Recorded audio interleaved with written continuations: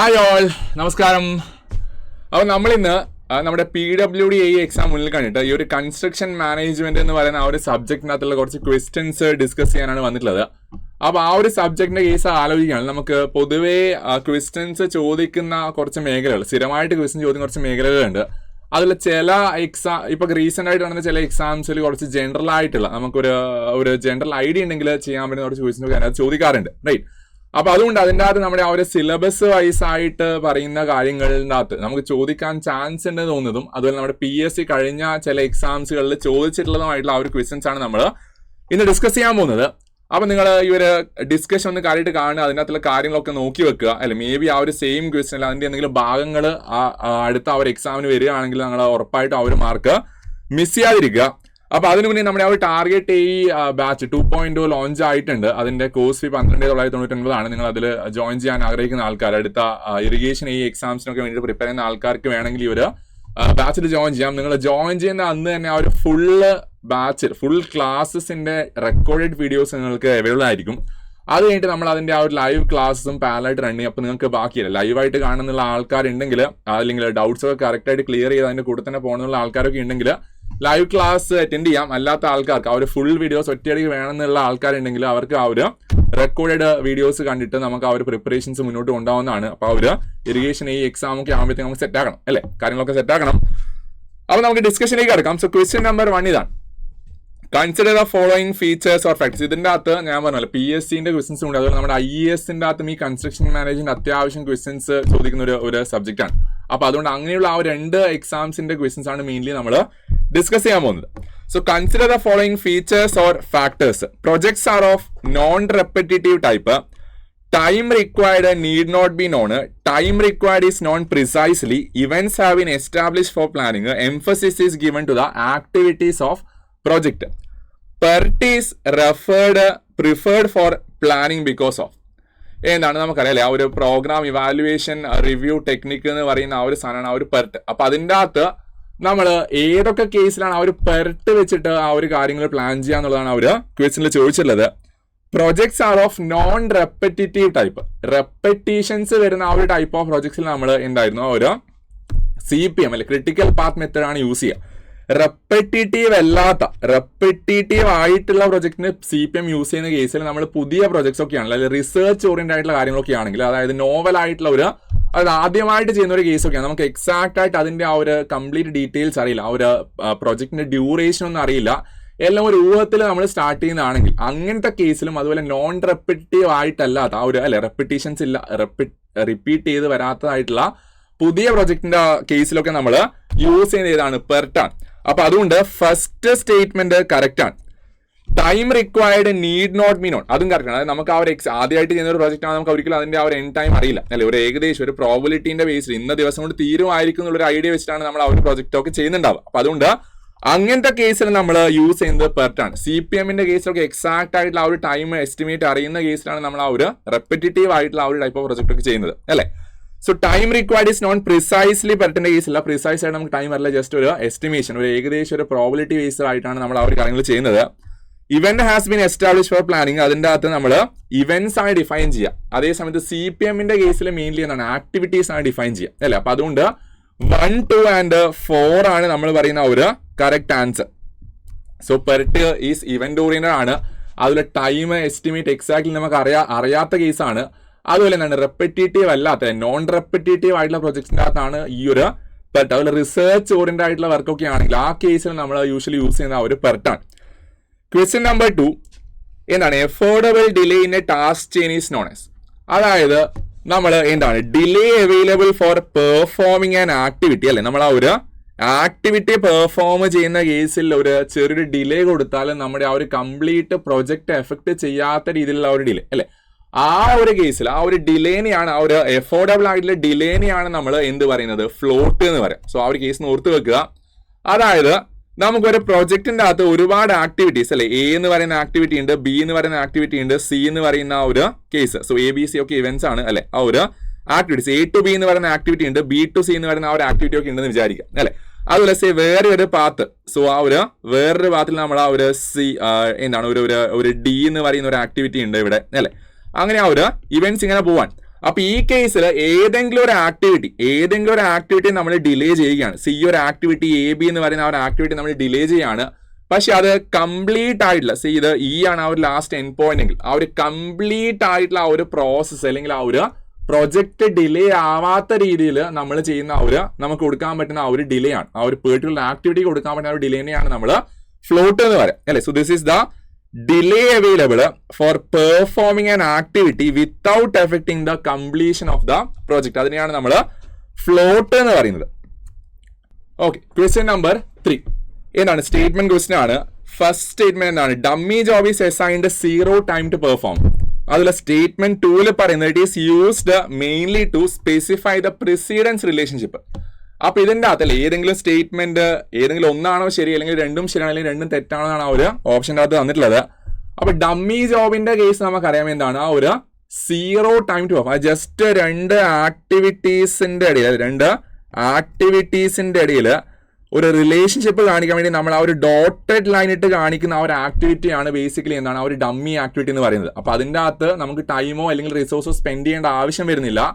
Just ആ രണ്ട് ആൾക്കാരും തമ്മിൽ ഒരു റിലേഷൻഷിപ്പ് കാണിക്കാൻ വേണ്ടി മാത്രമേ നമ്മൾ ആ ഒരു സാധനം യൂസ് ചെയ്യും. സോ ഡമ്മി ആക്ടിവിറ്റി എന്ന് പറയുന്നത് it does not require any time or റിസോഴ്സോ. സ്റ്റേറ്റ്മെന്റ് 1 ശരിയാണ്. ജസ്റ്റ് ആ പ്രിസിഡൻസ് റിലേഷൻഷിപ്പ് കാണിക്കാനുള്ള ഒരു കേസാണ് നമ്മൾ ആ ഒരു ഡമ്മിന്റെ കേസിൽ പറയാം അല്ലെ. അപ്പൊ അതുകൊണ്ട് statement 1 and statement 2 are true ആണ് ആൻസർ വരിക. Question number 4. Consider the following statements. PERT is activity oriented and adopts the deterministic approach. CPM is event oriented and adopts a probabilistic approach. PERT is event oriented and adopts probabilistic approach. അപ്പൊ ഇതിൽ ഏതൊക്കെ statement ആണ് ശരിയെന്ന് ചോദിച്ചാൽ അല്ലെ, നമുക്കറിയാം പെർട്ടിന്റെ കേസിൽ it is not activity oriented, അത് എന്താണ് ഇവന്റ് ഓറിയന്റഡ് ആയിട്ടുള്ള ഒരു പ്രോഗ്രാമാണ്. അതുപോലെ എന്താണ് അഡോപ്റ്റ്സ് ഡിറ്റർമിനിസ്റ്റിക് അപ്രോച്ച് അല്ല, നോൺ ഡിറ്റർമിനിസ്റ്റിക് അല്ലെങ്കിൽ ആ ഒരു പ്രോബബിലിസ്റ്റിക് അപ്രോച്ച് ആണ്. എക്സാക്ട് ആയിട്ട് നമുക്ക് ഡിറ്റർമിൻ ചെയ്യാൻ പറ്റില്ല അല്ലെ. അപ്പൊ അതുകൊണ്ട് അത് ഡിറ്റർമിനിസ്റ്റിക് അപ്രോച്ച് അല്ല, പ്രോബബിലിസ്റ്റിക് അപ്രോച്ച് ആണ്. CPM-ന്റെ കേസിൽ ഇത് ഇവന്റ് ഓറിയന്റഡ് അല്ല, തിരിച്ചാണ്. CPM എന്ന് പറയുന്നത് ആക്ടിവിറ്റി ഓറിയന്റഡ് ആണ് അല്ലെ. അതുപോലെ അത് പ്രോബബിലിസ്റ്റിക് അല്ല, അത് ഡിറ്റർമിനിസ്റ്റിക് ആണ്. സോ ആ രണ്ട് കേസ് ഓർത്ത് വെക്കുക. പെർട്ട് എന്ന് പറഞ്ഞാൽ എന്താണ് ഇവന്റ് ഓറിയന്റഡ് ആണ്. അതുപോലെ ആ ഒരു പ്രോബബിലിസ്റ്റിക് അപ്രോച്ചിന്റെ ബേസിലാണ് നമ്മൾ ആ ഒരു പെർട്ടിന്റെ കംപ്ലീറ്റ് കാര്യങ്ങൾ പറയുന്നത് അല്ലെ. CPM-ന്റെ കേസിലാണ് അത് ആക്ടിവിറ്റി ഓറിയന്റഡ് ആണ്, അതുപോലെ ഡിറ്റർമിനിസ്റ്റിക് ആയിട്ടുള്ള ഒരു അപ്രോച്ച് ആവുന്നത്. സോ ആൻസർ 3 ഓൺലി ആണ്. ഓപ്ഷൻ എന്താണ്? D ആണ്. 3 ഓൺലി ആണ് നമ്മൾ ആ ഒരു പെർട്ടിന്റെ കേസിൽ പറയുന്നത്. ക്വസ്റ്റ്യൻ നമ്പർ 5 ഇത് കഴിഞ്ഞ PWD ഇറിഗേഷൻ 2023 നടന്ന ആ ഒരു എക്സാമിന് ചോദിച്ച ക്വസ്റ്റ്യൻ ആണ്. In an activity latest start time 28 days ആണ്, ഏർലിയസ്റ്റ് സ്റ്റാർട്ട് ടൈം 18 ഡേയ്സ് ആണ് അല്ലെ. അങ്ങനെയാണെങ്കിൽ ടോട്ടൽ ഫ്ലോട്ടിന്റെ വാല്യൂ എത്രയാണെന്നാണ് ക്വസ്റ്റ്യനിൽ ചോദിച്ചിട്ടുള്ളത്. അപ്പൊ ഈ കേസിൽ എന്താണ്? ഈ കേസിൽ നമുക്കറിയാം ആ ഒരു ടോട്ടൽ ഫ്ലോട്ടിന്റെ ആ ഒരു വാല്യൂ നമ്മൾ പറയുകയാണെങ്കിൽ ഇക്വേഷൻ ഉണ്ട്, that is equal to latest start time minus എന്താണ് ആ ഒരു earliest start time. So latest start time minus earliest start time എന്ന് പറഞ്ഞാൽ ആ ഇക്വേഷൻ നിങ്ങൾക്ക് ഡയറക്റ്റ് ആയിട്ട് യൂസ് ചെയ്യാം. അതല്ലെങ്കിൽ അതിനെ ഒന്ന് അനലിറ്റിക്കലി നമുക്ക് തന്നെ കണ്ടുപിടിക്കാനുള്ള ഞാൻ പറഞ്ഞുതരാം. സോ ലേറ്റസ്റ്റ് സ്റ്റാർട്ട് ടൈം എന്ന് പറയുന്നത് 28 ഡേയ്സ് ആണ്, ഏർലിയസ്റ്റ് സ്റ്റാർട്ട് ടൈം എന്ന് പറയുന്നത് 18 ഡേയ്സ് ആണ്. സോ 10 ഡേയ്സ് ആണ് നമുക്ക് ആ ഒരു ടോട്ടൽ ഫ്ലോട്ട് വരിക. സോ ആൻസർ അവിടെ എന്താണ്? ഓപ്ഷൻ ബി വരും. 10 ഡേയ്സ് ആണ് നമ്മുടെ ആ ഒരു 10 ഡേയ്സ് ആണ് നമ്മൾ പറയുന്ന ആ ഒരു ടോട്ടൽ ഫ്ലോട്ട്. ഇനി ഇതിൽ ആലോചിച്ച് നോക്കി, അതായത് നമ്മൾ അല്ലെ സോ ആ ഒരു ആക്ടിവിറ്റി നമ്മൾ ഒരു ആക്ടിവിറ്റി സ്റ്റാർട്ട് ചെയ്യാണ്, ഒരു ആക്ടിവിറ്റി നമ്മൾ റൺ ചെയ്തുകൊണ്ട് പോവാണ് അല്ലെ. ആ ഒരു ആക്ടിവിറ്റി ഏതാണ്? ഏർലിയസ്റ്റ്. അതിന്റെ മുന്നേയുള്ള ബാക്കിയുള്ള ആക്ടിവിറ്റീസ് മേ ബി 17 ദിവസം കൊണ്ട് തീരുന്നുണ്ട്. 18ാമത്തെ ദിവസം നമുക്ക് ഈ ഒരു ആക്ടിവിറ്റി സ്റ്റാർട്ട് ചെയ്യാം അല്ലെ. 18ാമത്തെ ഡേ നമുക്ക് ആ ഒരു ആക്ടിവിറ്റി വേണമെങ്കിൽ സ്റ്റാർട്ട് ചെയ്യാം. അതുപോലെ 28ാമത്തെ ദിവസം ലേറ്റസ്റ്റ് സ്റ്റാർട്ട് ടൈം 28 ഡേ എന്ന് പറഞ്ഞാൽ അല്ലെ, അതായത് ലേറ്റസ്റ്റ് സ്റ്റാർട്ട് ടൈം 28 ഡേയ്സ് എന്ന് പറഞ്ഞാൽ ആ 28th ഡേയിലെങ്കിലും പരിപാടി സ്റ്റാർട്ട് ചെയ്താൽ ബാക്കിയുള്ള ആ ഒരു ആക്ടിവിറ്റീസ് അല്ലെങ്കിൽ ബാക്കിയുള്ള ആ ഒരു പ്രൊജക്ട് എഫക്ട് ചെയ്യപ്പെടുന്നില്ല. അതാണ് നമ്മൾ ആ ഒരു ഏർലിയസ്റ്റ് സ്റ്റാർട്ട് ടൈമും ലേറ്റസ്റ്റ് സ്റ്റാർട്ട് ടൈം അല്ലെ. ഏർലിയസ്റ്റ് സ്റ്റാർട്ട് ടൈം എന്ന് പറഞ്ഞാൽ ബാക്കി അതിന് മുന്നേ ഉള്ള എല്ലാ കാര്യങ്ങളും കംപ്ലീറ്റ് ആയതുകൊണ്ട് നമുക്ക് വേണമെങ്കിൽ ആ ദിവസം സ്റ്റാർട്ട് ചെയ്യാം. അതാണ് ഏറ്റവും ഏർലിയസ്റ്റ് ആയിട്ടുള്ള ആ ഒരു start time. Latest start time എന്ന് പറഞ്ഞാൽ നമ്മൾ മേ ബി കുറച്ച് എന്തെങ്കിലും കാര്യം കൊണ്ട് കുറച്ച് ഗ്യാപ്പ് അല്ലേ, ഒരു റെസ്റ്റ് ഒക്കെ എടുത്തു, അത് കഴിഞ്ഞിട്ട് എന്തെങ്കിലും കാരണം കൊണ്ട് ഒരു ഡിലേ വരികയാണെങ്കിൽ ആ ഒരു ഡേയിലെങ്കിലും സ്റ്റാർട്ട് ചെയ്താൽ ബാക്കി അതിന് അങ്ങോട്ടേക്ക് പോകുന്ന ആ ഒരു പ്രോജക്റ്റ് എന്ത് ചെയ്യുന്നില്ല, ഡിലേ ചെയ്യപ്പെടുന്നില്ല. ആ ഒരു ഏറ്റവും ലേറ്റസ്റ്റ് ആയിട്ട് ഏറ്റവും ലേറ്റ് ആയിട്ട് സ്റ്റാർട്ട് ചെയ്യാൻ പറ്റുന്ന ആ ഒരു ഡേ അല്ലെങ്കിൽ ആ ഒരു ടൈമിനെയാണ് നമ്മൾ ലേറ്റസ്റ്റ് സ്റ്റാർട്ട് ടൈം എന്ന് പറയുന്നത് അല്ലെ.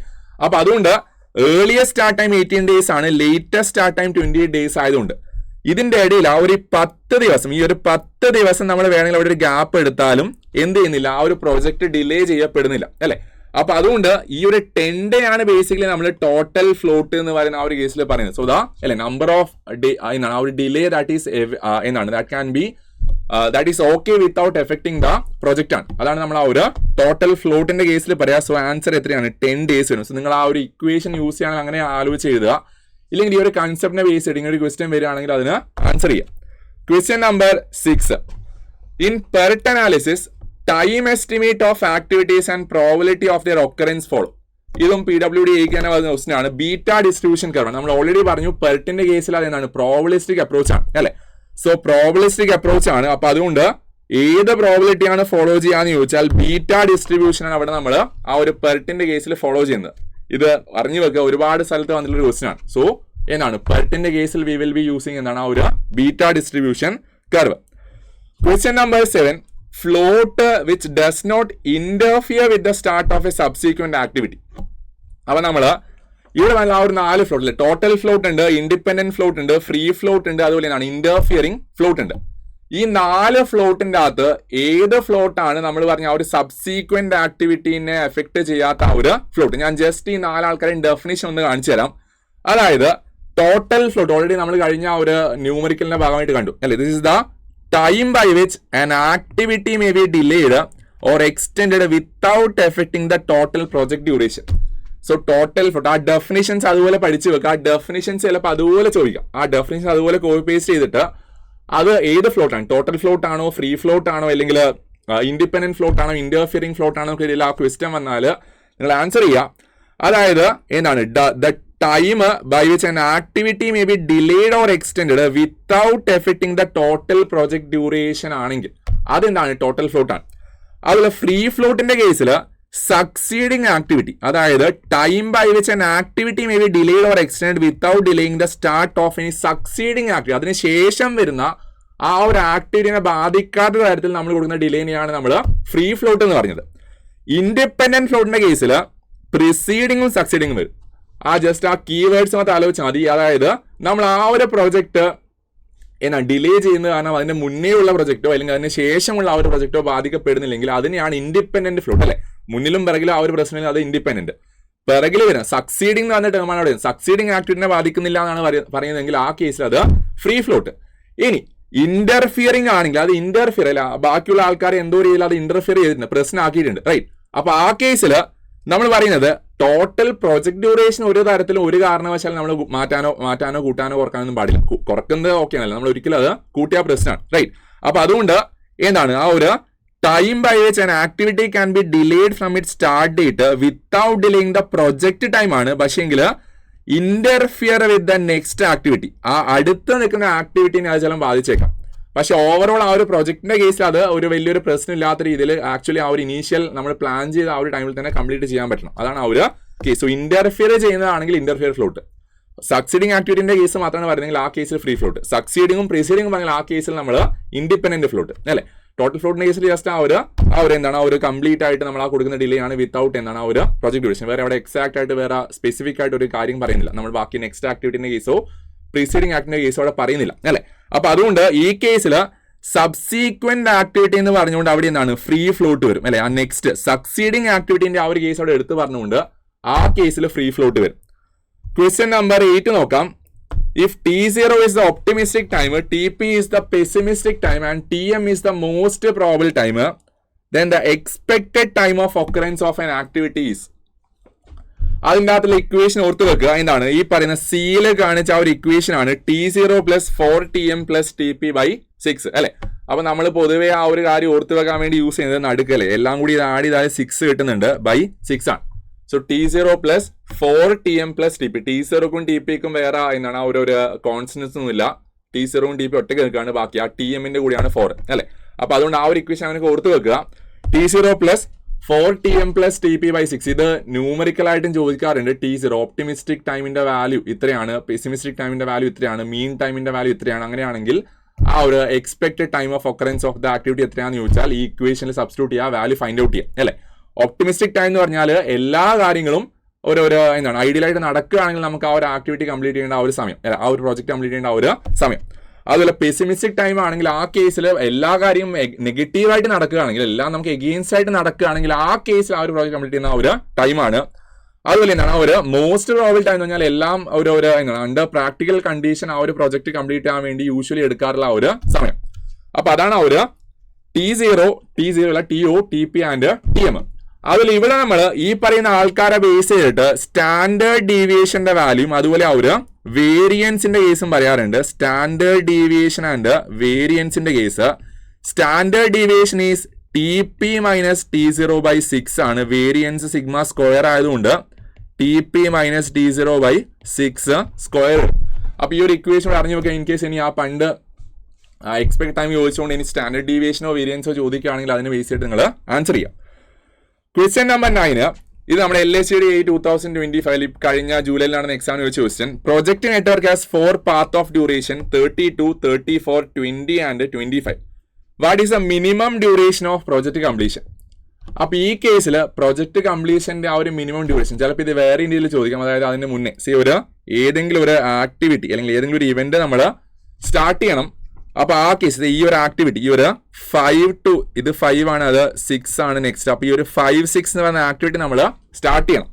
അപ്പൊ അതിന് മുന്നേ ഉള്ള ആ ഒരു ആക്ടിവിറ്റീസ് കംപ്ലീറ്റ് ചെയ്യപ്പെടാൻ വേണ്ടിയിട്ട് എടുക്കുന്ന സമയം എന്ന് പറയുന്നത് ഞാൻ ഈ ഒരു എക്സാമ്പിൾ ചേർക്കാം. 32 ആണ്, ഇത് 34 ആണ്, ഇത് തൽക്കാലം 20. ആ 25 ഞാൻ തൽക്കാലം അവിടെ വരുന്നു. സോ 32ഉം 34ഉം 20 ആണെന്ന് വിചാരിക്കാം. അതായത് ഒരു എക്സാമ്പിൾ എടുത്താൽ നമ്മൾ ഈ കേസിൽ നമ്മൾ ഈ 5, 6 എന്ന് പറയുന്ന ആക്ട് ഞാൻ തൽക്കാലം പറയുന്നു എന്താണ് ഒരു റൂഫ് അല്ലെങ്കിൽ എന്താണ് ഒരു റൂഫ് ബിൽഡ് ചെയ്യുന്ന ഒരു കേസ്. സോ റൂഫിന്റെ ഒരു നമ്മൾ എന്താണ് കോൺക്രീറ്റ് ചെയ്യുന്ന ഒരു കേസ് അല്ലെ, റൂഫ് കോൺക്രീറ്റിംഗിന്റെ കേസ്. സോ റൂഫ് കോൺക്രീറ്റിംഗിന്റെ ആ ഒരു കേസ്. അപ്പൊ ഇത് എന്താണ് നമ്മൾ ബാറിന്റെ റീഇൻഫോഴ്സ്മെന്റിന്റെ ഇൻസ്റ്റലേഷൻ ആണ്. റീഇൻഫോഴ്സ്മെന്റിന്റെ ആ ഒരു ഇൻസ്റ്റലേഷൻ ആണ് ചെയ്ത് അല്ലെ. ഫസ്റ്റ് കേസ് ഷട്ടറിങ് കൊടുക്കാം. സോ ഫസ്റ്റ് കേസ് ഞാൻ തൽക്കാലം ഒരു എക്സാമ്പിൾ എടുക്കുന്നു. സോ ഫസ്റ്റ് കേസ് ഷട്ടറിങ് ആണ്. ഫോം വർക്ക് നമ്മൾ പ്ലേസ് ചെയ്യുന്നു. ഇത് എന്താണ് നമ്മൾ ജസ്റ്റ് ഞാൻ 2 കേസ് എടുക്കാം അല്ലെ. സോ ജസ്റ്റ് ഇവിടെ ഞാൻ പറയുന്നു ആ ഒരു ബാർസിന്റെ ഇൻസ്റ്റലേഷൻ. സോ റീഇൻഫോഴ്സ്മെന്റ് ബാർസിന്റെ ആ ഒരു ഇൻസ്റ്റലേഷൻ. അപ്പൊ ഈ കേസ് ആലോചിച്ച് നോക്കി. അതായത് ഷട്ടറിങ് 20th ഡേയ്സിൽ തീർന്നു അല്ലെ. 20th ദിവസം ഞാൻ ഷട്ടറിങ് ചെയ്ത് കഴിഞ്ഞു. അതിനിടെ എനിക്ക് ഒരിക്കലും ഡയറക്റ്റ് ആയിട്ട് പിന്നെ ആ ഒരു റൂഫ് കോൺക്രീറ്റ് ചെയ്യാൻ പറ്റില്ല. അതിൻ്റെ അകത്ത് റീഇൻഫോഴ്സ്മെന്റും ബാക്കിയുള്ള എല്ലാ കാര്യങ്ങളും പ്ലേസ് ചെയ്തതിന് ശേഷം മാത്രമേ നമുക്ക് ആ ഒരു റൂഫ് കോൺക്രീറ്റ് ചെയ്യാൻ പാടുള്ളൂ അല്ലെ. അപ്പൊ അതുകൊണ്ട് ഇതിൻ്റെ അകത്തുള്ള ആ ഒരു എല്ലാ ആക്ടിവിറ്റീസും കംപ്ലീറ്റ് ചെയ്താൽ മാത്രമേ എന്ത് ചെയ്യാൻ പറ്റുള്ളൂ, ഞാൻ ആ ഒരു നെക്സ്റ്റ് ആക്ടിവിറ്റി അല്ലെങ്കിൽ നെക്സ്റ്റ് ഇവന്റിലേക്ക് എനിക്ക് പോകാൻ പറ്റുള്ളൂ, നെക്സ്റ്റ് ആക്ടിവിറ്റിയിലേക്ക് നമ്മൾ പോകാൻ പാടുള്ളൂ. അപ്പൊ അതുകൊണ്ട് ഈ ഒരു എസ് എന്ന് പറയുന്ന അല്ലെങ്കിൽ ഈ ഒരു 5 ഈ ഒരു 5 എന്ന് പറയുന്ന ആ ഒരു ആക്ടിവിറ്റി, ആ ഒരു 5 എന്ന് പറയുന്ന ആ ഒരു പോയിന്റ് സ്റ്റാർട്ട് ചെയ്യണമെങ്കിൽ ആ 5 to 6 എന്ന് പറയുന്ന ആ ഒരു ആക്ടിവിറ്റി നമ്മൾ സ്റ്റാർട്ട് ചെയ്യണമെങ്കിൽ അതിന് മുന്നേ ഉള്ള എല്ലാ ആക്ടിവിറ്റീസും കംപ്ലീറ്റ് ആയാൽ മാത്രമേ നമുക്ക് ആ ഒരു 5 to 6 എന്ന് പറയുന്ന ആക്ടിവിറ്റി സ്റ്റാർട്ട് ചെയ്യാൻ പാടുള്ളൂ. അപ്പൊ അതുകൊണ്ട് ഈ 5 കംപ്ലീറ്റഡ് ആയി എന്ന് പറയണമെങ്കിൽ നമുക്ക് ഇതിൻ്റെ അകത്തുള്ള ആ ഒരു മാക്സിമം ഡ്യൂറേഷൻ ആണ് നമ്മൾ യൂഷ്വലി അവിടെ യൂസ് ചെയ്യുക അല്ലെങ്കിൽ നമ്മൾ അവിടെ യൂസ് ചെയ്യുന്ന ആ ഒരു ടേം ഉണ്ട് അല്ലെങ്കിൽ ആ ഒരു ഐഡിയ ഉണ്ട്. മാക്സിമം ഓഫ് അതിൻ്റെ അകത്തുള്ള അതിന് മുന്നേ ഉള്ള ആ ഒരു preceding activity. So maximum of 32, 34, 20. ഈ കേസിൽ 25ഉം കൂടി അതിനകത്തുള്ള മാക്സിമം ആ മാക്സിമം വാല്യൂ ആണ് നമ്മൾ യൂഷ്വലി ആ ഒരു ഡ്യൂറേഷൻ ഓഫ് പ്രൊജക്ട് എന്ന് പറയാം അല്ലെ. അപ്പൊ അതുകൊണ്ട് ഈ കേസിൽ 34 ആണ് നമ്മൾ പറയുന്ന ആ ഒരു മിനിമം ഡ്യൂറേഷൻ ഓഫ് പ്രൊജക്ട്. അപ്പൊ ഈ ഒരു കേസ് ഓർത്ത് വെക്കുക. ഇൻ കേസ് ഇങ്ങനെ ഒരു ക്വസ്റ്റ്യൻ തരികയാണെങ്കിൽ ആ ഒരു വാല്യൂസ് അങ്ങനെ തരികയാണെങ്കിൽ അതിനകത്തുള്ള മാക്സിമം വാല്യൂ ആ ഏറ്റവും ലോങ്ങസ്റ്റ് ഡ്യൂറേഷൻ്റെ അകത്തുള്ള ആ ഒരു കാര്യം കംപ്ലീറ്റ് ആയാൽ മാത്രമേ നമ്മൾ ആ ഒരു പ്രോജക്റ്റ് കംപ്ലീറ്റ് ആയെന്ന് പറയാൻ പറ്റുള്ളൂ അല്ലെങ്കിൽ ആ ഒരു ആക്ടിവിറ്റി നമ്മൾ കംപ്ലീറ്റ് ആയെന്ന് പറയാൻ പറ്റും അല്ലെ. അപ്പൊ അതുകൊണ്ട് ഇതിൽ 34 ആണ് ആൻസർ വരിക. ഇനി ക്വസ്റ്റ്യൻ നമ്പർ 10 നോക്കാം. Critical path consist of. So critical path consist of എന്താണ് അല്ലെ. So longest sequence of activities from project start to finish ആണോ, അല്ലെങ്കിൽ എന്താണ് sequence of most important activities ആണോ, sequence of activities susceptible for the highest risk ആണോ, sequence of activities having the maximum expenditure ആണ്. അപ്പൊ ഇതില് ക്രിട്ടിക്കൽ പാത്ത് എന്താണെന്ന് ചോദിച്ചാൽ അല്ലെ, ക്രിട്ടിക്കൽ പാത്ത് എന്താണെന്ന് ചോദിച്ചാൽ ആ ഒരു ലോങ്ങസ്റ്റ് സീക്വൻസ് ഓഫ് ആക്ടിവിറ്റീസ് ആണ് from the project start to finish. അപ്പൊ ഈ ഒരു കേസും കൂടി ഒന്ന് ആദ്യം നോക്കുക. ആ ഒരു ലോങ്ങസ്റ്റ് പാത്താണ് നമ്മൾ ബേസിക്കലി ആ ഒരു ക്രിട്ടിക്കൽ പാത്തായിട്ട് പറയുന്നത് അല്ലെ. Question number 11. Which of the following is not a principle of ethics? Honesty, integrity, reliability, അതുപോലെ എന്താണ് ആ ഒരു അൺഫെയർ റിവാർഡ്സ്. അപ്പൊ ഇതിൻ്റെ അകത്ത് നമ്മൾ ബേസിക്കലി ആ ഒരു എത്തിക്സിന്റെ പ്രിൻസിപ്പിളായിട്ട് പറയുന്ന ഒരു 7 കാര്യങ്ങളുണ്ടല്ലേ. അതിൽ ഹോണസ്റ്റി ഉണ്ട്, ഇന്റഗ്രിറ്റി ഉണ്ട്, റിലയബിലിറ്റി ഉണ്ട്, ഫെയർ റിവാർഡ് ഉണ്ട്, ഫെയർനെസ് ഉണ്ട്, ഒബ്ജക്ടിവിറ്റി ഉണ്ട്, അക്കൗണ്ടബിലിറ്റി ഉണ്ട്. അതിൽ ഹോണസ്റ്റി അല്ല, കള്ളവുമില്ല ചതിയുമില്ല എന്ന് പറയുന്ന ആ ഒരു കേസ് അല്ലേ. സോ അതുകൊണ്ട് എന്താണ് നമ്മൾ ആ ഒരു ഹോണസ്റ്റ് ആയിട്ട് ആക്ട് ചെയ്യണം, ബാക്കിയുള്ള ആൾക്കാരെ പറ്റിക്കാത്ത തരത്തിൽ കാര്യങ്ങൾ കംപ്ലീറ്റ് ചെയ്യണം. അതാണ് ആ ഒരു എഞ്ചിനീയറിന്റെ ആ ഒരു ഫസ്റ്റ് ട്രേറ്റ്. എത്തിക്കലി നമ്മൾ പറയുന്ന ഫസ്റ്റ് കേസ് ഹോണസ്റ്റി. ഇന്റഗ്രിറ്റി എന്ന് പറയുന്നത് പബ്ലിക്കിന് ഒരു പ്രശ്നമില്ലാത്ത രീതിയിൽ, പബ്ലിക്കിന്റെ എല്ലാ വെൽഫെയറും മുന്നിൽ നിർത്തിയിട്ടായിരിക്കും നമ്മൾ എല്ലാ കാര്യങ്ങളും ചെയ്യുക. അല്ലാണ്ട് ബാക്കി എന്തെങ്കിലും ഒരു കോൺഫ്ലിക്റ്റിംഗ് ആയിട്ടുള്ള ഒരു ഡിസിഷൻ മേക്കിംഗ് കേസ് വന്നാൽ നമുക്ക് ലാഭവും നാട്ടുകാർക്ക് ബുദ്ധിമുട്ടുമാണെന്നുള്ള കേസിൽ നമ്മൾ എന്താണ് നമ്മുടെ ലാഭത്തിനേക്കാൾ ഉപരി ആ ഒരു നമ്മൾ ചെയ്യുന്ന ഒരു പണി അതിന്റെ ഒരു കംപ്ലീറ്റ് ആയിട്ട് ഒരു ഫുൾഫിൽമെന്റ് അല്ലെങ്കിൽ അതിന്റെ ആ ഒരു ആക്ച്വൽ യൂസേഴ്സിന് ആ ഒരു പ്രിഫറൻസ് കൊടുത്തിട്ട് വേണം നമ്മൾ എല്ലാ ഡിസിഷൻസും എടുക്കാൻ വേണ്ടിയിട്ട്. റിലയബിലിറ്റി എന്ന് പറയുന്നത് നമ്മൾ ആ ഒരു ഏറ്റെടുത്ത പണിയിൽ ആ ഒരു ഏരിയ ഓഫ് കമ്പീറ്റൻസിൽ നമുക്ക് ആവശ്യമായിട്ട് ആ ഒരു സർവീസ് ആൻഡ് സ്കിൽസ് വേണം. അല്ലാണ്ട് നമ്മൾ വല്ല റോക്കറ്റ് ഉണ്ടാക്കാൻ പോകും, നമുക്ക് ആ പണി അറിയില്ലെങ്കിലും മിക്കവാറും അത് മുകളിലേക്ക് പൊങ്ങൂല അല്ലേ. അപ്പൊ അങ്ങനെയുള്ള ആ ഒരു കേസ് നമ്മളൊരു എഞ്ചിനീയറിംഗ് പ്രോജക്റ്റ് എടുത്താലും നമ്മളൊരു പബ്ലിക്കിന്റെ കേസിൽ പബ്ലിക്കിന് യൂസ് ചെയ്യേണ്ട ഒരു ഫെസിലിറ്റി ഒരു പ്രൊജക്ട് ആയതുകൊണ്ട് ആ ഒരു കംപ്ലീറ്റ് കാര്യം നമുക്ക് നല്ല ഐഡിയ ഉള്ള പ്രൊജക്ട് മാത്രമല്ല, അല്ലെങ്കിൽ ആൾക്കാർക്ക് ആ ഒരു ബുദ്ധിമുട്ടാനുള്ള ഒരു ചാൻസ് അവിടെ ഉണ്ട് അല്ലേ. അതിൽ ഫെയർ റിവാർഡ് എന്ന് പറയുന്നത് കറക്റ്റ് ആയിട്ടുള്ള ഒരു വെച്ച് ബാക്കിയുള്ള ആൾക്ക് നഷ്ടം വരുത്താത്ത രീതിയിലുള്ള കാര്യങ്ങൾ നമ്മൾ ചെയ്യാം. ഫെയർനെസ്, ഒബ്ജക്ടിവിറ്റി ആൻഡ് അക്കൗണ്ടബിലിറ്റി, അതൊക്കെയാണ് നമ്മൾ ബാക്കിയുള്ള ആ ഒരു എത്തിക്സിന്റെ ആ ഒരു പ്രിൻസിപ്പിൾസ് ആയിട്ട് മെയിൻലി പറയുന്നത്. അപ്പൊ ഇതിൻ്റെ അകത്ത് ഏതാണ് ഹോണസ്റ്റി ഒരു എത്തിക്കൽ പ്രിൻസിപ്പിൾ ആണ്, ഇന്റഗ്രിറ്റി വരും, റിലയബിലിറ്റി വരും, അതുപോലെ ആ ഒരു അൺഫെയർ റിവാർഡ്സ് അല്ല ഫെയർ റിവാർഡ്സ് ആണ് നമ്മൾ ബേസിക്കലി ആ ഒരു എന്താണ് പ്രിൻസിപ്പിൾ ഓഫ് എത്തിക്സ് ആയിട്ട് പറയുന്നത്. സോ ഇതിൻ്റെ അകത്ത് ആൻസർ വരിക which of the following is not a principle of എത്തിക്സിൻ്റെ അകത്ത് വരുന്നത് അൺഫെയർ റിവാർഡ്സ് വരും അല്ലെ. Question number 12, total indirect cost of a project includes. So അതിന് ഇൻഡയറക്റ്റ് കോസ്റ്റ് എന്താണ്, അതുപോലെ ആ ഒരു ഡയറക്റ്റ് കോസ്റ്റ് എന്നുള്ള കാര്യം നമുക്ക് ആദ്യം അറിയണം അല്ലെ. അപ്പൊ ഇൻഡയറക്റ്റ് കോസ്റ്റ് എന്ന് പറയുന്നത് എന്താണ്, ഡയറക്റ്റ് കോസ്റ്റ് പറഞ്ഞാൽ നമുക്ക് ഡയറക്റ്റ് ആയിട്ട് അവിടെ ഇൻകർ ചെയ്യുന്ന ആ ഒരു കോസ്റ്റ്, ആൾക്കാരുടെ ചാർജ്, മെറ്റീരിയൽ ചാർജ്, ലേബറിന്റെ ചാർജ്, അതുപോലെ സാലറീസ്, അതുപോലെ ആ ഒരു കറക്റ്റ് ഡയറക്റ്റ് ആയിട്ട് നമുക്ക് അസസ് ചെയ്യാൻ പറ്റുന്ന അല്ലെങ്കിൽ നമുക്ക് എന്താണ് പ്രിഡിക്റ്റ് ചെയ്യാൻ പറ്റുന്ന ആ ഒരു ചാർജ്. ഇൻഡയറക്റ്റ് കോസ്റ്റ് എന്ന് പറഞ്ഞാൽ ബാക്കി നമ്മൾ ആ ഒരു ഇൻഡയറക്റ്റ് ആയിട്ട് നമുക്ക് എക്സാക്ട്ലി എന്താണ് ഒരു ഊഹിച്ചെടുക്കാൻ പറ്റാത്ത അല്ലെങ്കിൽ പ്രിഡിക്റ്റ് ചെയ്യാൻ പറ്റാത്ത ആ ഒരു കോസ്റ്റിനാണ് നമ്മൾ ഇൻഡയറക്റ്റ് കോസ്റ്റ് എന്ന് പറയാം അല്ലെ. അതിൻ്റെ അകത്ത് ആ ഒരു വർക്കുമായിട്ട് റിലേറ്റ് ചെയ്യുന്ന ബാക്കിയുള്ള പല കാര്യങ്ങൾ, ഓവർ ഹെഡ് കോസ്റ്റും എന്താണ് ആ ഒരു ഔട്ടേജ് ലോസ് ആണ് വിടുക. ഈ ഒരു ഓവർ ഹെഡ് കോസ്റ്റും അതുപോലെ ആ ഒരു ഔട്ടേജ് ലോസും ആണ് മെയിൻലി ആ ഒരു ടോട്ടൽ ഇൻഡയറക്റ്റ് കോസ്റ്റിനകത്ത് വിടുക. ഓവർ ഹെഡ് കോസ്റ്റ് എന്നാൽ വർക്ക് ചാർജ് എസ്റ്റാബ്ലിഷ്മെന്റ്, ആൾക്കാർ നമ്മൾ ആ ഒരു കംപ്ലീറ്റ് ഓഫീസ് സെറ്റപ്പ് ചെയ്യേണ്ടതും അതുപോലെ ബാക്കിയുള്ള ആ ഒരു ഫെസിലിറ്റി സെറ്റപ്പ് ചെയ്യേണ്ട ആ ഒരു കോസ്റ്റ്, അതുപോലെ എന്താണ് ഇൻഷുറൻസസും ടാക്സസും അതൊക്കെയാണ് ബേസിക്കലി ആ ഒരു ഓവർ ഹെഡിന്റെ അകത്ത് വരിക. ഔട്ടേജ് ലോസിന്റെ കേസിൽ കോമ്പൻസേഷൻസ്, പെനാൽറ്റീസ് അങ്ങനത്തെ കാര്യങ്ങളൊക്കെയാണ് അതിന്റെ അകത്ത് വിടുക അല്ലെ. Question number 13, contingencies provide and estimates. So contingencies എല്ലാവർക്കും അറിയുന്നതായിരിക്കും. അതായത് ബേസിക്കലി നമ്മൾ ഒരു അൺഫോർസീൻ ആയിട്ടുള്ള എക്സ്പെൻഡിച്ചറിന് വേണ്ടിയിട്ട് അല്ലെ, ആ ഒരു എന്തെങ്കിലും കാര്യം നമ്മൾ മുന്നേ കൂട്ടി കണക്കിൽപ്പെടാത്ത ആ ഒരു കേസ്, അതാണ് ആ ഒരു കണ്ടിൻജൻസീസിന്റെ case. So provisions to meet unforeseen expenditures in the execution of work, അതാണ് ആ ഒരു കണ്ടിൻജൻസിന്റെ കേസിൽ നമ്മൾ പറയുന്നത്. Question number 14, number of disabling injuries per 1 lakh man hours worked is called. അതിനെയാണ് നമ്മൾ ഇഞ്ചുറി ഫ്രീക്വൻസി റേറ്റ് എന്ന് പറയാം. So number of disabling injuries per 1 lakh man hours worked എന്താണെന്ന് ചോദിച്ചാൽ that is injury frequency rate. Next question, which of the following are grouped as cost of non-conformance? So cost of conformance ഉണ്ട്, cost of non-conformance ഉണ്ട്. അപ്പൊ ഇത് just അറിഞ്ഞു വെക്കുക. Cost of കൺഫർമൻസ് എന്ന് പറഞ്ഞാൽ എന്താണ്, ഈ 2 ആൾക്കാരെയാണ് നമ്മൾ കോസ്റ്റ് ഓഫ് കൺഫർമൻസ്, അതായത് ആ ഒരു ക്വാളിറ്റി കൺഫേം ചെയ്യാൻ വേണ്ടിയിട്ട് നമ്മൾ പറയുന്ന ആ ഒരു കോസ്റ്റ് ഓഫ് പ്രിവെൻഷൻ, അതായത് നമ്മൾ എല്ലാ സ്റ്റാൻഡേർഡ്സും മീറ്റ് ചെയ്തിട്ട് ആ ഒരു സാധനം പ്രൊഡ്യൂസ് ചെയ്യാൻ വേണ്ടിയിട്ട് നമുക്ക് ആവശ്യമായിട്ടുള്ള ആ ഒരു കോസ്റ്റ് ഓഫ് അപ്രൈസൽ എന്ന് പറഞ്ഞാൽ ബേസിക്കലി നമ്മൾ ആ ഒരു അല്ലെങ്കിൽ കോസ്റ്റ് ഓഫ് ഇൻസ്പെക്ഷൻ എന്ന് പറയാറുണ്ട്. നമ്മൾ ആ ഒരു പ്രൊഡക്റ്റ് ഉണ്ടായി കഴിഞ്ഞിട്ട് അത് ഇൻസ്പെക്ട് ചെയ്യാൻ വേണ്ടി ആവശ്യമുള്ള കോസ്റ്റിനാണ് നമ്മൾ കോസ്റ്റ് ഓഫ് അപ്രൈസൽ എന്ന് പറയാം. അതേ സമയത്ത് കോസ്റ്റ് ഓഫ് ഇന്റേണൽ ഫെയിലിയറും അതുപോലെ കോസ്റ്റ് ഓഫ് എക്സ്റ്റേണൽ ഫെയിലിയറിനെയാണ് നമ്മൾ കോസ്റ്റ് ഓഫ് നോൺ കൺഫർമൻസ് എന്ന് പറയുന്നത്. This is cost of non conformance ആണ്. സോ ബേസിക്കലി എന്താണ് ആ ഒരു ഇന്റേണൽ ഫെയിലിയറിന്റെ കേസ്, അതായത് നോൺ കൺഫർമൻസ്, ആ ഒരു പ്രൊഡക്റ്റ് നമ്മൾ പറഞ്ഞ ആ ഒരു സ്റ്റാൻഡേർഡ്സിന്റെ അകത്ത് കൺഫേം ചെയ്തില്ല, അതായത് അതിൽ എന്തൊക്കെയോ ചെറിയ ഡിഫക്റ്റ് വന്നു, അതിനെയാണ് ആ ഒരു കോസ്റ്റ് ഓഫ് നോൺ കൺഫർമൻസ് എന്ന് പറയുന്നത്. കോസ്റ്റ് ഓഫ് ഇന്റേണൽ ഫെയിലിയറിന്റെ കേസ് നമ്മൾ ആ ക്വാളിറ്റി ചെക്കിന്റെ സമയത്ത് ആ ഒരു പ്രശ്നം കണ്ടുപിടിച്ചു, അതുകൊണ്ട് പിന്നെ അത് റെക്ടിഫൈ ചെയ്യാൻ വേണ്ടി ആവശ്യമുള്ള ഒരു കോസ്റ്റാണ് നമ്മൾ കോസ്റ്റ് ഓഫ് ഇന്റേണൽ ഫെയിലിയർ. അത് കഴിഞ്ഞിട്ട് ആ പ്രൊഡക്റ്റ് നമ്മൾ പുറത്തോട്ടേക്ക് കൊടുത്തു, ആ പുറത്തോട്ട് കൊടുത്തതിന് ശേഷം ആ ഒരു പ്രശ്നം വന്നാൽ ആൾക്കാർ അത് നമുക്ക് തിരിച്ചു തരും. അപ്പോൾ ആ കേസിൽ വാറണ്ടി പീരീഡ് ഒക്കെ ആണെങ്കിൽ നമ്മൾ അത് റീപ്ലേസ് ചെയ്യേണ്ടി വരും, അല്ലെങ്കിൽ നമുക്ക് ആവശ്യമായിട്ടുള്ള ആ ഒരു റിപ്പയർ അവിടെ ചെയ്യേണ്ടി വരും അല്ലേ. അപ്പോൾ അതൊക്കെ കമ്പനിയുടെ അതിൽ തന്നെ ചിലവാകുന്ന ആ ഒരു എമൗണ്ട് ആണ്. അപ്പോൾ അതൊക്കെയാണ് ആ ഒരു കോസ്റ്റ് ഓഫ് നോൺ കൺഫോമൻസ്. ആ ഒരു പ്രൊഡക്റ്റ് വിത്തിൻ ആ ഒരു സ്റ്റാൻഡേർഡിനകത്ത് പെടാത്തതുകൊണ്ട് ആ ഒരു പ്രശ്നങ്ങൾ വന്നതുകൊണ്ട് നമ്മൾ പിന്നെ അവിടെ പിന്നെ വരുന്ന ആ ഒരു എക്സ്പെൻഡിച്ചറിനെയാണ് നമ്മൾ ആ ഒരു കോസ്റ്റ് ഓഫ് നോൺ കൺഫോമൻസ് എന്ന് പറയുന്നത്. സോ ഇതിൻ്റെ അകത്ത് ആൻസർ വരിക 3 and 4. അപ്പൊ തൽക്കാലം നമ്മൾ ഇത്രയാണ് ഈ ഒരു ഡിസ്കഷൻ്റെ അകത്ത് ഡിസ്കസ് ചെയ്യുന്നത്. നമുക്ക് ബാക്കിയുള്ള കാര്യങ്ങളുമായിട്ട് അടുത്തൊരു വീഡിയോ ചെയ്യാം. അപ്പോൾ ഈ ഒരു കാര്യം നോക്കുക, മെയിൻലി നിങ്ങൾ ആ ഒരു CPM ബൈറ്റുമായിട്ട് റിലേറ്റ് ചെയ്യുന്ന കാര്യങ്ങൾ നോക്കി വെക്കുക. അതുപോലെ അതിൻ്റെ അകത്ത് എന്തായാലും പൊതുവെ 1-2 ക്വസ്റ്റൻസ് വരാറുണ്ട്. പിന്നെ ആ ഒരു ജനറൽ ആയിട്ട് വരുന്ന ബാക്കിയുള്ള ടോപ്പിക്സ്, എത്തിക്സ്, അതുപോലെ കോസ്റ്റ് എസ്റ്റിമേഷൻസ്, അതുപോലെ നമ്മുടെ ആ ഒരു ഇഞ്ചുറി റിലേറ്റഡ് ആയിട്ടുള്ള കാര്യങ്ങൾ, അതുപോലെ നമ്മുടെ ആ ഒരു ജനറൽ ആയിട്ട് വരുന്ന ടാക്സ്, ഇൻഷുറൻസ് ആയിട്ട് റിലേറ്റ് ചെയ്യുന്ന കുറേ കാര്യങ്ങളൊക്കെ വരാറുണ്ട്. അപ്പോൾ അതുകൊണ്ട് തൽക്കാലം ഞാൻ ഈ ഒരു ഡിസ്കഷൻ ഇവിടെ വൈൻഡപ്പ് ചെയ്യുന്നത് നിങ്ങൾക്ക് ഇത് ഉപകാരപ്രദമായെന്ന് വിചാരിക്കുന്നു.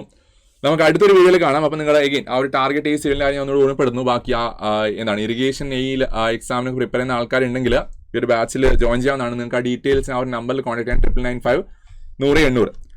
അപ്പോൾ താങ്ക് യു, ബൈ ബൈ.